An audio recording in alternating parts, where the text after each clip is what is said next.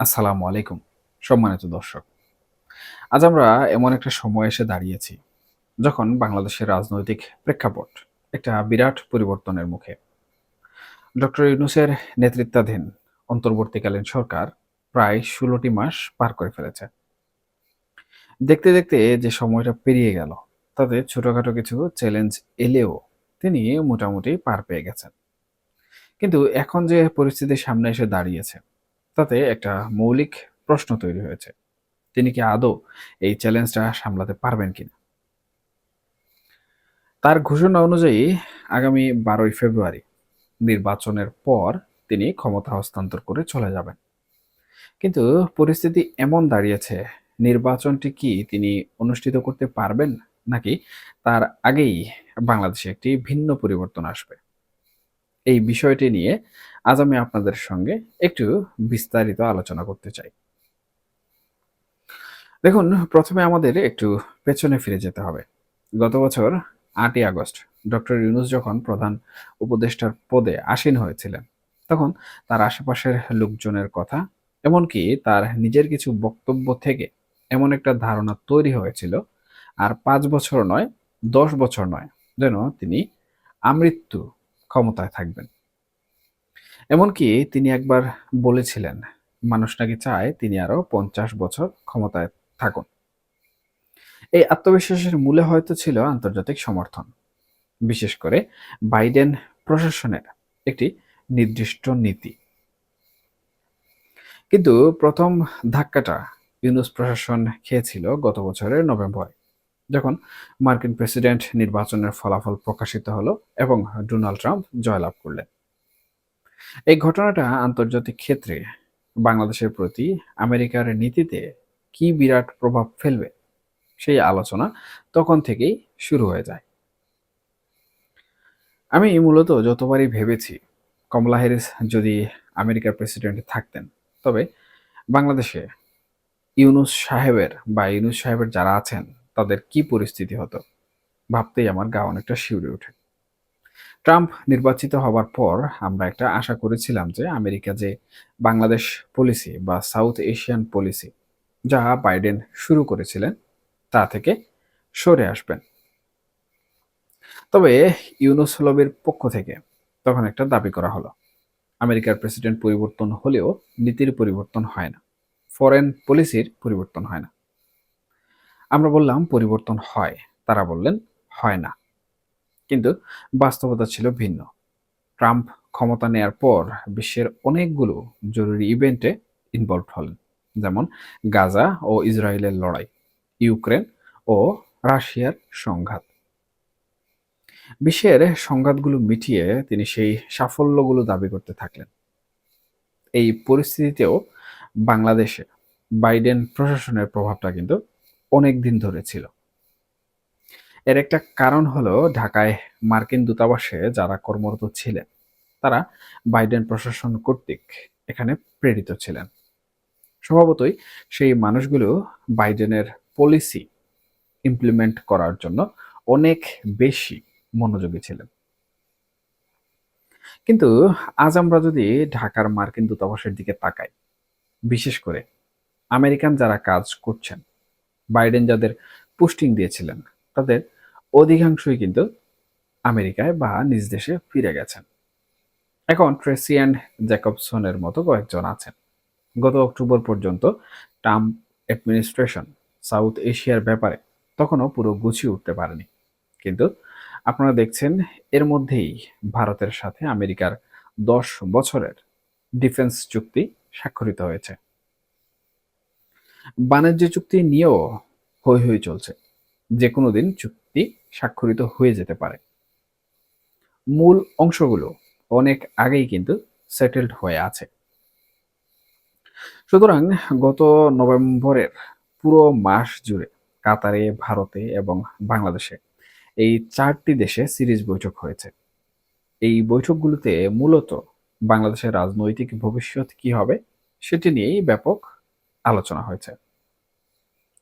নভেম্বরের এই সিরিজ মিটিংগুলো, বিশেষ করে ভারতে এবং কাতারে, এই বৈঠকগুলো করেছেন ভারতের জাতীয় নিরাপত্তা উপদেষ্টা অজিত দোভাল এবং ভারতে মার্কিন রাষ্ট্রদূত সার্জিও গার, যিনি এর বাইরে দক্ষিণ এবং মধ্য এশিয়াতেও ট্রাম্পের বিশেষ দূত হিসাবে কাজ করছেন।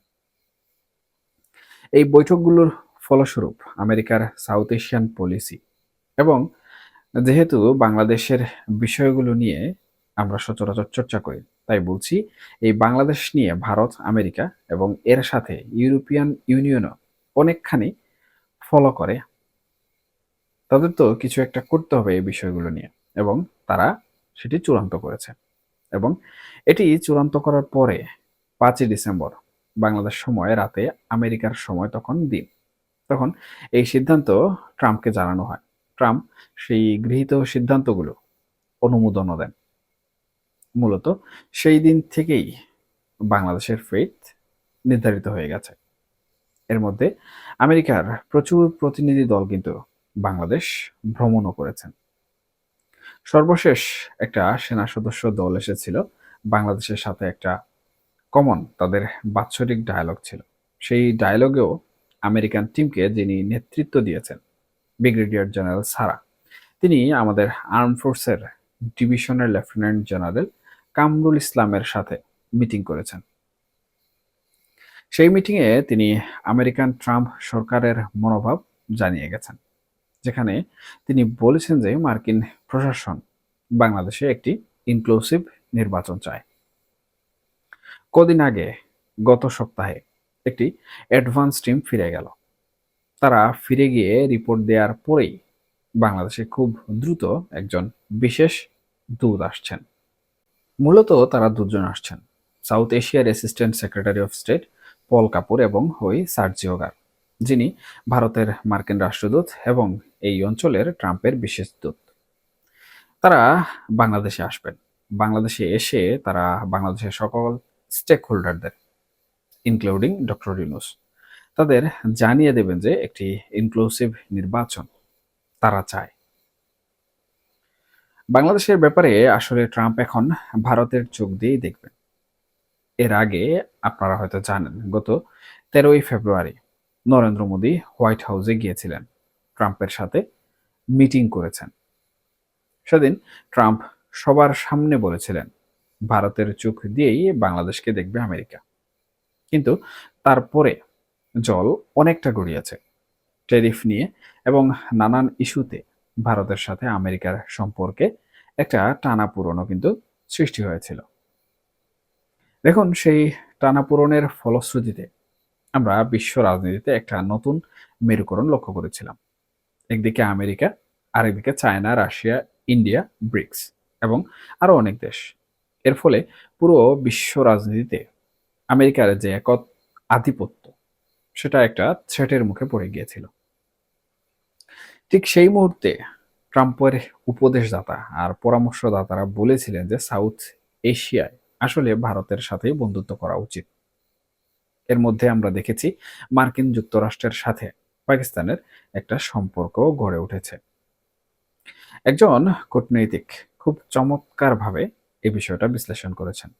তিনি বলছেন, পাকিস্তান হলো আমেরিকার লাঠিয়াল আর ভারত হলো তাদের বন্ধু। স্বভাবতই যেহেতু বাংলাদেশের উপর আমেরিকার এতদিনের যে স্ট্র্যাটেজি ছিল সেটা পরিবর্তন হয়েছে, আর ভারত তো বরাবরই এখানে একটি ইনক্লুসিভ নির্বাচন চেয়ে এসেছে। এই পরিস্থিতিতে ডক্টর ইউনূস এখন শুধুমাত্র পাকিস্তান এবং তুরস্কের সমর্থন ছাড়া আর কারো কোনো সমর্থন পাচ্ছেন না। এবং এই অবস্থায় পাকিস্তান এবং তুরস্ক কিন্তু বেশ কিছুটা দ্বিধান্বিত যে আসলে কি হচ্ছে বাংলাদেশের রাজনীতিতে। এই যে একটা চ্যালেঞ্জ তৈরি হয়েছে, এই চ্যালেঞ্জ কি ডক্টর ইউনূস মোকাবেলা করতে পারবেন? তিনি কি আদৌ নির্বাচন অনুষ্ঠিত করতে পারবেন? এই বিশ্ব পরাশক্তির বিরুদ্ধে গিয়ে তিনি কি তার পরিকল্পনা অনুযায়ী জেনারেল ওয়াকারের সাথে মিলে আমরা যেভাবে চিন্তা করি জামাতকে ক্ষমতায় নিতে পারবেন? এই প্রশ্নটি এখন কিন্তু সামনে উঠে এসেছে। এ বিষয়ে রাজনৈতিক বিশ্লেষকরা মনে করেন এই মুহূর্তে ডক্টর মোহাম্মদ ইউনূসের সামনে যে চ্যালেঞ্জ, সেটি ওভারকাম করার সক্ষমতা ডক্টর ইউনূসের নেই।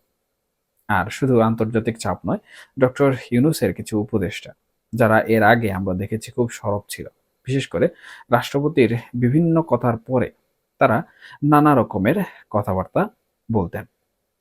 কিন্তু সম্প্রতি রাষ্ট্রপতি ব্রিটিশ সংবাদ সংস্থা রয়টার্সকে একটা ইন্টারভিউ দিয়েছিলেন। সেখানে তিনি ডক্টর ইউনূসের সম্পর্কে বলেছেন যে ৭ মাস তার সাথে যোগাযোগ নেই এবং তিনি পদত্যাগের আগাম হুমকি দিয়ে রেখেছেন।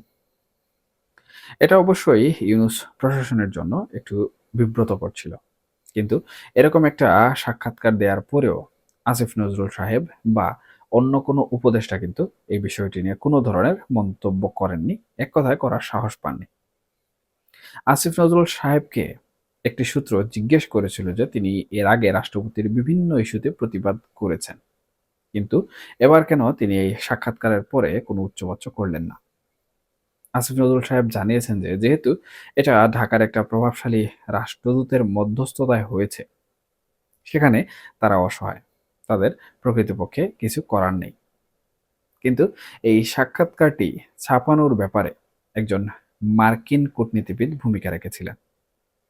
সুতরাং আমরা দেখতে পাচ্ছি বাংলাদেশের রাজনীতি একটি ইনক্লুসিভ নির্বাচনের পক্ষেই যাবে। এর বিপক্ষে গিয়ে ডক্টর ইউনূস যদি কিছু করতে চান, তাহলে তিনি ব্যর্থ হবেন, কিংবা কোনোভাবে নির্বাচন অনুষ্ঠান করতে পারলেও সেটি অবশ্যই সাস্টেইন করবে না। সুতরাং এই মুহূর্তে সবাই মিলে একটা ইনক্লুসিভ নির্বাচনের দিকে যাওয়াটাই হবে বুদ্ধিমানের কাজ। সেই নির্বাচনটি অবশ্যই ডক্টর ইউনূসের অধীনে হবে না, সেটা নতুন কোনো ব্যবস্থায় হতে পারে।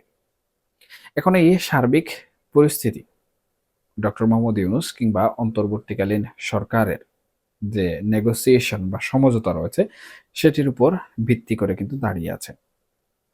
নেগোসিয়েশন গুলো যত তাড়াতাড়ি হয়ে যাবে, আমার মনে হয় ডক্টর মোহাম্মদ ইউনূসের নির্বাচন নিয়ে সফলতা তত তাড়াতাড়ি হয়ে যাবে।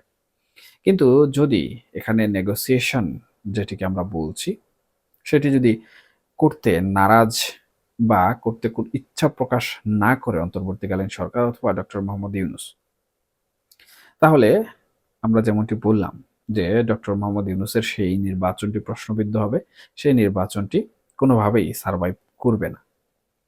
সুতরাং এখন দেখার অপেক্ষা আসলে এই রাজনৈতিক চাল এবং এই রাজনৈতিক খেলা কত দূর এগিয়ে যায় এবং কে এই রাজনৈতিক খেলায়, কূটনৈতিক খেলায় টিকে থাকতে পারে।